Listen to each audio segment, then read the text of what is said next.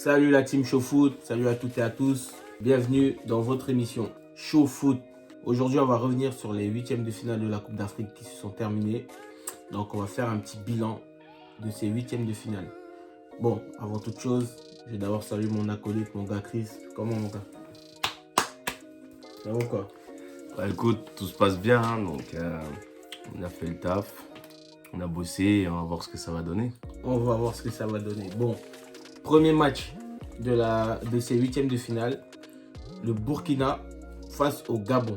Le Burkina qui s'est imposé au tir au but sur un score de 7 tirs au but à 6, en sachant que au terme des 120 minutes, les deux équipes se sont séparées sur un score nul de 1 but partout. La qualif du Burkina logique ou un peu inespérée? Non, franchement, au vu du match, il y a peut-être une chose qui est positive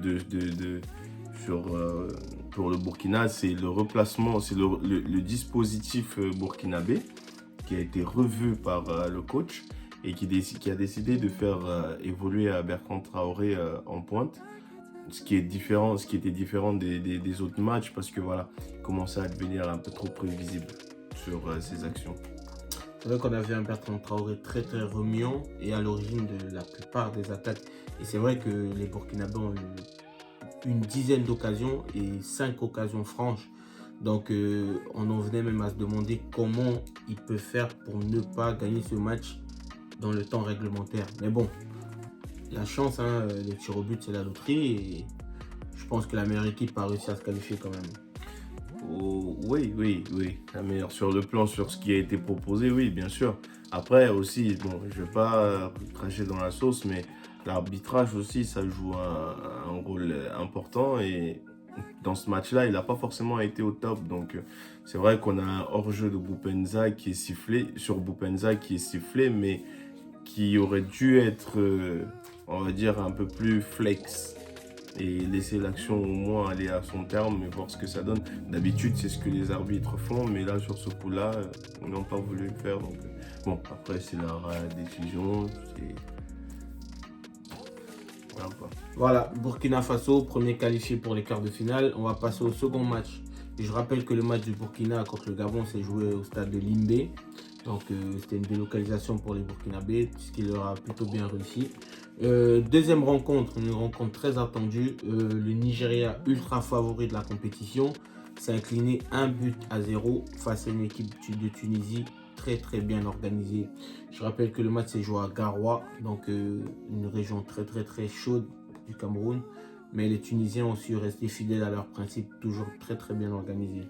Qu'est-ce que toi tu peux nous dire par rapport à ce séisme qu'il y a? Parce que je sais que le Nigeria était ton équipe favorite. Tu pouvais même miser ta maison sur le Nigeria. Donc, qu'est-ce que tu peux dire par rapport à la défaite de ton favori? Bah écoute, honnêtement, sur ce coup, c'était vraiment imprévisible. Hein. C'était vraiment imprévisible parce que les Tunisiens, franchement, ils ont super bien tiré leur épingle du jeu. Donc ils sont restés calmes, ils ont gardé leur sang-froid, ils se sont concentrés sur les fondamentaux, donc voilà. Après, une erreur, un but, ça pardonne pas, et en plus le joueur, on connaît, donc avec les années, il court de moins en moins, mais voilà, il est efficace, c'est l'expérience. Donc, le petit génie de cette sélection tunisienne, toujours, qui est doté d'une très grosse réputation en Afrique, pour ceux qui ne savent pas. Il est certes moins connu en Europe, mais en Afrique, il est doté d'une réputation vraiment... C'est le même acabit que du Salah, du Mané. Exact. Donc, voilà. C'est vrai qu'un peu avec les années, avec l'âge, il s'est recentré.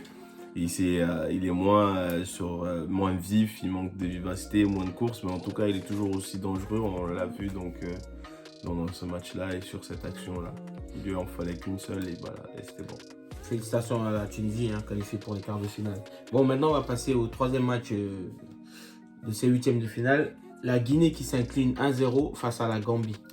Le match s'est joué à Bafoussam. Une Gambie qui était que tu tu as prévu à ce stade de la compétition, donc en expert du football africain, parce que vraiment il fallait la sortir cette sélection, et toi tu la voyais déjà victorieuse et tes pronostics ont été les bons. Donc qu'est-ce que tu peux dire par rapport à ce match Guinée-Gambie? Il faut savoir que la Gambie n'a pas particulièrement souffert, donc c'était pas un hold-up quoi.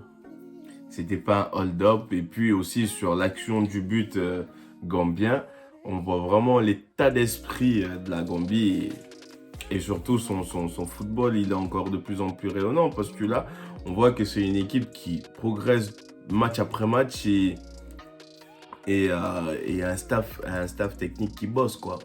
Donc on a quoi? On a un contre manqué de la part des Guinéens et direct derrière sur l'action qui suit avec une transition des Gambiens, on se projette très rapidement et on arrive sur un contrôle orienté qui change toute la donne en fait. À lui seul permet à la fois à Moussa Barrow de se positionner et éliminer à la fois son adversaire, mais surtout mystifier aussi le gardien. Donc, c'est du pur génie, c'est de la grande classe, c'est du haut niveau. Et cette équipe de Gambie, depuis le début de la compétition, elle propose que du jeu comme ça. Donc, voilà, je suis pas surpris. Gambie qualifiée pour les quarts de finale, donc super parcours pour l'instant. Donc, on verra ce que ça donne en quart de finale. Bon, on va passer à l'adversaire, au futur adversaire de cette équipe gambienne, le Cameroun. Le Cameroun qui s'est défait des Comores. Le match s'est joué à Olembe, au stade Olembe. Donc, c'est vrai qu'il y a eu quelques épisodes dramatiques avant le match. Il y a eu quelques couacs liés à l'organisation. Un gardien qui ne peut pas participer à la rencontre. Un Comore qui finit à 10. Donc, victoire du Cameroun, je tiens à le rappeler, 2-1, mais une victoire entachée quelque peu par tous ces éléments. Mais par rapport au match, au football, qu'est-ce que tu peux me dire par rapport à ce match, sans rentrer dans les détails du contexte? Non, on va pas parler de l'extra, donc voilà, je m'intéresse pas du tout à ce qui se passe en dehors. Je m'intéresse uniquement sur ce qui se passe sur le tapis vert. Et honnêtement, pas du tout enchanté par le jeu, le football proposé par cette équipe du Cameroun. D'autant face à l'Éthiopie, elle avait été brillante, rayonnante. On a vu des joueurs sortir du lot. On a vu des phases de jeu intéressantes contre le Cap-Vert. C'était plus serré, mais il y avait quand même aussi du jeu. Il y avait des propositions intéressantes. Notamment, on avait des jeux qui se passaient entre Choupo et Aboubakar en duo sur le fond de l'attaque. Mais face aux Comores, c'était inerte, quoi, en fait. C'était pas un match. Et je pense peut-être que cette équipe du Cameroun a vu la situation un peu trop facile par rapport à ce qui se passait autour et à minimiser les faits. Et au final, l'adversaire n'est pas respecté, mais surtout le jeu proposé n'est pas intéressant comparé à ce qu'ont proposé les homologues comoriens. Donc eux ils ont joué leur football, ils ont fait ce qu'ils savaient faire, mais surtout ils ont joué sans la pression en se disant que dans tous les cas ils n'ont plus rien à perdre. Donc voilà, ils ont joué à fond et ils ont super bien joué. Ok. Bon, je tiens à rappeler quand même que les Comoriens ont marqué peut-être le but de la compétition pour l'instant. Super coup franc par Mchangama. Ah oui, c'est le but de la compétition. Sur 40 mètres, une frappe de 30 mètres. 40 mètres, c'est un peu marseillais quand même. C'est 30 ou 40. 30. C'est sûr, c'est 30 ou 40. 30. Je pense 40. Bon, encore Vincent Aboubakar et Kartoko, les sauveurs de l'équipe. Donc, ils ont encore donné la victoire à l'équipe. Et sans ces deux-là, vraiment, je pense que la CAN ne serait pas... Le résultat ne serait pas le même pour l'instant pour le Cameroun. Mais bon, on verra ce que ça donne au quart de finale. Bon, maintenant, on va passer au cinquième huitième de finale de cette CAN. Le Sénégal qui est venu à bout des Cap-Verts, toujours à Bafoussam, sur un score de 2-0, en sachant que les Cap-Verdiens ont quand même fini le match à 9 contre 11. Donc, on va toujours rester sur la prestation, puisque l'extra-sportif, il y a beaucoup de choses à dire par rapport à ça. On va se concentrer sur l'aspect vraiment footballistique. Qu'est-ce que toi, tu peux dire de cette prestation, surtout de cette équipe sénégalaise qui est vue aussi comme une des grandes favorites de ce tournoi? On ne retiendra que la victoire. Hein. On va retenir que la victoire et peut-être aussi, deux joueurs qui ont su saisir leur chance. Pour cette équipe du Sénégal, il faut soit vraiment que les joueurs se remettent au niveau et commencent à jouer au football sérieusement, ou sinon il faudrait que le coach prenne de vraies décisions, parce que là on a vu, au moins dans ce bafouillage là, on a quand même eu le plaisir de voir le talent des deux Marseillais. De deux Marseillais. C'était clair, net, hein, ça se voyait énormément. Pape Gueye et Bamba Dieng. On a vu que voilà, ce sont des gars qui ils méritaient déjà, comme un Pape Gueye, mérite sa place dans cette équipe déjà depuis un fort long moment. Donc je pense que ce serait peut-être l'occasion pour le coach de mettre en place un dispositif nouveau où il donnerait plus de responsabilité à ce jeune joueur-là, de manière à ce qu'il puisse aussi à la fois s'épanouir, mais surtout aussi apporter sa pierre à l'édifice pour que l'équipe puisse avancer, parce que là, elle n'avance pas du tout au niveau du jeu. On a des cadres qui sont en galère, voilà, Koulibaly, c'est pas trop ça. Idrissa Gueye, Ghana. Idrissa Gana Gueye, pareil, c'est Abdou Diallo, j'en parle même pas. Bouna Sarr, les matchs précédents, c'était bien intéressant, mais là, par contre, au niveau des centres, c'était... Aucun centre Chevron n'est arrivé. Boulaïdia, c'est pareil, c'était monotone, c'était vraiment... Enfin bref, ouais, c'était pas bon. S'il faut faire l'effectif, on a bien compris que cette équipe du Sénégal n'était pas pour l'instant à la hauteur de l'événement. Bon, en tout cas, merci à Dimitri Payet de montrer à ces petits jeunes comment on joue au football, parce que ça se voit qu'il y a une petite patte de Dimitri Payet comme Pape Gueye et Bamba Dieng. C'est clair. Donc voilà, bon. 6e match de ces 8e de finale, Maroc-Malawi, 2-1 pour le Maroc. Et je pense que ça s'est joué à Yaoundé, Stade Amadou Diallo. Je pense que c'est le match où on a le moins de choses à dire. Pourquoi? Parce que dans la lignée de ce qu'on dit depuis le début, le Maroc déploie quand même un football assez, pas séduisant, mais assez rigoureux et assez efficace, on va dire. Donc le Maroc, certes, ils se sont fait surprendre par un but exceptionnel aussi du joueur du Malawi. Mais dans l'ensemble, quand même, je pense que c'est l'équipe qui a le moins souffert de l'adversité. Et à l'image de leur début de compétition, certes, ils ne dominent pas les matchs, ils ne gagnent pas sur des scores larges, mais ils gardent quand même le cap et ils arrivent quand même à avoir ce matelas pour passer au tour suivant. Qu'est-ce que toi tu penses? Ou peut-être que mon analyse n'est pas bonne, je sais pas. Mais... écoute, moi, précédemment dans l'épisode 13, moi j'ai précisé ceci, que voilà, faut que les Malawi ils arrêtez ça, arrêtez. Il va falloir commencer à respecter un petit peu la hiérarchie, et la hiérarchie a été faite de manière à ce que non seulement le Maroc soit dominateur, mais surtout soit vainqueur de ce match-là, parce que c'est comme ça que ça devait se passer. On a une équipe qui est forte et qui prend son adversaire au sérieux, qui pousse jusqu'à ce qu'il craque. Et on a une équipe qui sait qu'il est face à un adversaire plus fort, donc qui essaye de jouer avec ses armes, comme on dirait. Mais pour faire simple, sans langue de bois, ils étaient faibles. Ils ont eu un coup de pouce du talent, du génie. Du génie. Voilà. Et ça aurait pu marcher, mais sauf qu'en face, on avait des compétiteurs, on avait des professionnels, on avait des joueurs qui respectent leur adversaire, peu importe d'où ils viennent, comment ils jouent. On a vu un Sofiane Bouffal, mais vraiment très, très, très actif. Mais surtout aussi, on a vu un gardien du Malawi, un gardien malawite aussi très, très efficace. Mais au final, voilà, la classe de Achraf Hakimi sur ce coup de pied arrêté, ce coup franc est vraiment magnifique. Et le Maroc... Ce qu'il osera Ça demander fait- le ballon à Messi, Kylian, Neymar au moment de tirer un coup franc? Ça peut se tenter. Bon. Septième et avant-dernier match de ce huitième de finale. Peut-être le match le plus fou.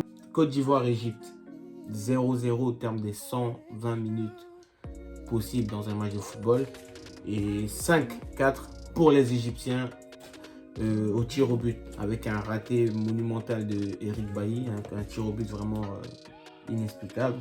La Côte d'Ivoire qui sort des huitièmes de finale. Après avoir fait tout un brouhaha après la victoire contre l'Algérie. Est-ce que la température elle est redescendue directement à Abidjan? C'est à moi que tu demandes. C'est vrai, je suis pas à Abidjan, moi. On avait prévu de pas se moquer. Mais...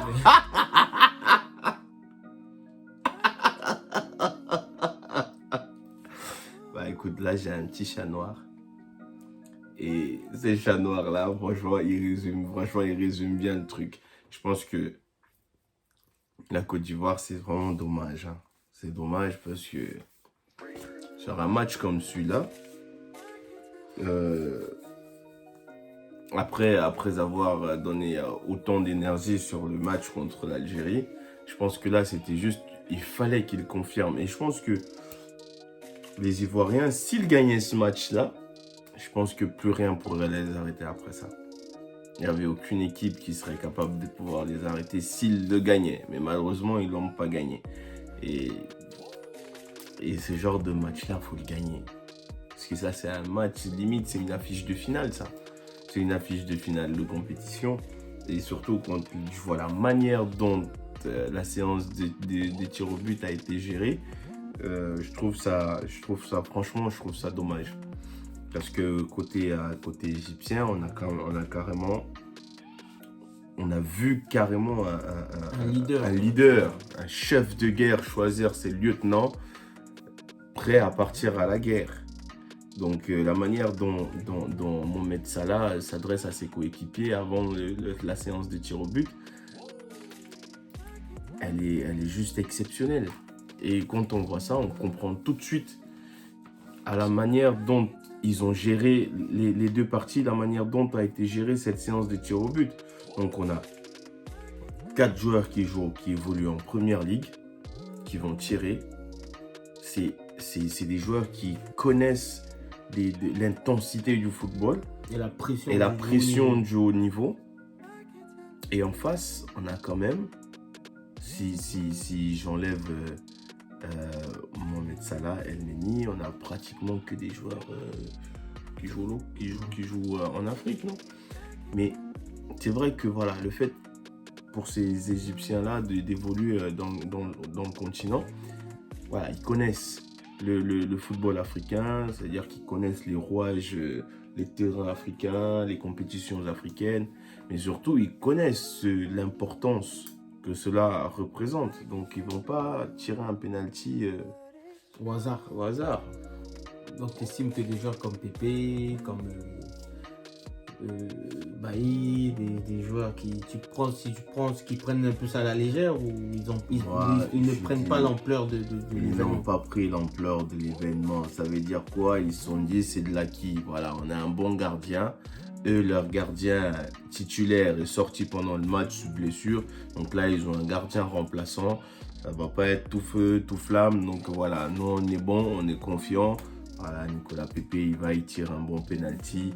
Maxwell Cornet qui tire un bon penalty. Wilfried Zaha, je ne sais pas ce qu'il a voulu faire comme Simagri avant de tirer. Mais par contre, Eric Bailly, il a abusé. Il n'y a aucune conviction, il n'y a aucun impact sur son tir. Je sais pas, c'est un défenseur central qui s'amuse à mettre c'était quoi ça? Une sorte de nonchalance. Je sais pas, il s'est pris pour un organisateur, un 10. Tu joues à quoi, mec? Il joue à quoi? Ça m'a rappelé John Mensah avec son penalty avec le Ghana. Non, mais c'est n'importe quoi ça. Respecter les supporters. Bref, laisse. Respecter le peuple. Bon, on va passer au dernier match. Le dernier match. peut-être le match le moins médiatisé, mais voilà, un match quand même important pour la qualif au quart de finale. Mali qui s'incline au tir au but après avoir fait 0-0 au stade de Limbé toujours. Donc le Mali qui s'incline 5 tirs au but à 6. Donc c'est la Guinée équatoriale qui se qualifie. Encore cette Guinée équatoriale qui a déjoué tous les pronostics à chaque fois.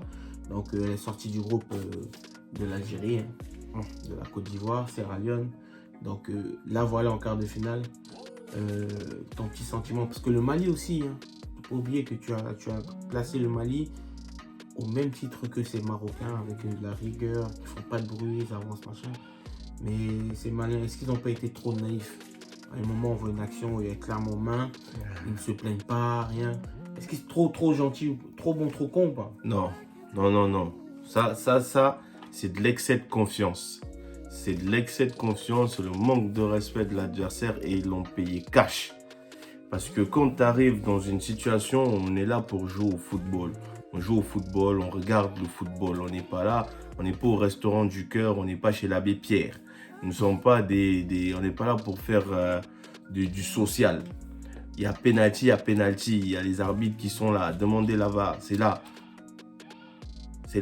C'est fait de manière à ce que ce genre de situation ne se produise pas. Pourquoi être aussi laxiste sur une action comme celle-là alors que c'est clairement une action de qualification? Vous êtes venu pour gagner, vous êtes venu pour jouer un tournoi et le gagner. Vous n'êtes pas venu pour participer et rentrer bredouille. Et ça, je trouve que c'est vraiment dommage. Et ils l'ont payé cash. Ils l'ont payé cash parce que je trouve que plus débile que ça, tu peux pas faire. Tout simplement. Tout simplement. Bon, voilà. Sur ce coup de gueule, parce que les Maliens, ils ont quand même sabordé leur qualification. Ah oui. Quand le dernier tireur arrive, il indique carrément au gardien où est-ce qu'il va tirer. Il tire de façon pitoyable. C'est déplorable. Enfin bref, on a décrypté tous les huitièmes. N'hésitez pas, comme d'habitude, à vous abonner, à commenter, activer la cloche de notification. Et on vous donne rendez-vous pour le prochain épisode. Ça sera l'épisode numéro 15 où on va décrypter les quarts de finale de cette Coupe d'Afrique. En tout cas, mon gars, je te dis encore merci. Comme d'habitude, t'as fait le taf. Donc voilà. Ciao la team, n'hésitez pas à vous abonner. Allez, à la prochaine.